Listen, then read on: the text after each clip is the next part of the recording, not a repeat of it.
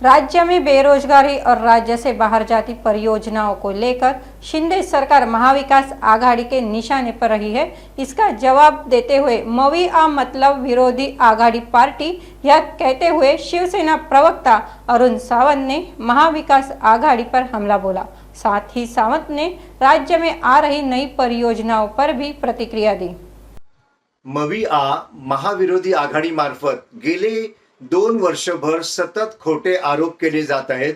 सतत विरोधात नॅरेटिव्ह पसरवलं जात आहे। मात्र या महाविरोधी आघाडीला मला एक गोष्ट आज दाखवून द्यायची आहे की सध्या महाराष्ट्रासाठी एक आनंदाची गोष्ट आहे, ती म्हणजे ही की या महाराष्ट्र राज्यामध्ये जवळजवळ 81,137 कोटींचे उद्योग सध्या सुरू होत आहेत आणि या उद्योगांपासून जवळजवळ 20,000पेक्षा जास्त रोजगार निर्मिती कोकण, मराठवाडा आणि विदर्भ या विभागांमध्ये होणार आहे। तेव्हा महाराष्ट्रातील बेरोजगारांसाठी ही एक आनंदाची गोष्ट आहे। यात महत्त्वाच्या ज्या काही कंपन्या आहेत, या कंपन्यांची मी आपणास एक माहिती देणार आहे जेणेकरून महाराष्ट्रातील जनतेला हे कळेल की महाराष्ट्र सध्या उद्योगाच्या बाबतीत आघाडीवरती येत आहे।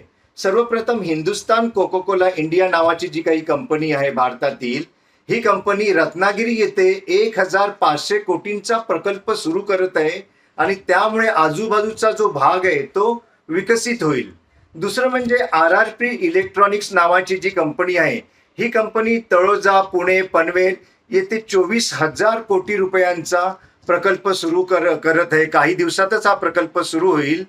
तिसरं म्हणजे JSW एनर्जी 11 या नावाची जी काही कंपनी आहे, ती कंपनी नागपूर येथे लिथियम बॅटरीचा प्रोजेक्ट जवळजवळ 27,200 कोटी रुपयांचा हा प्रोजेक्ट लवकरच सुरू व्हायला जात आहे।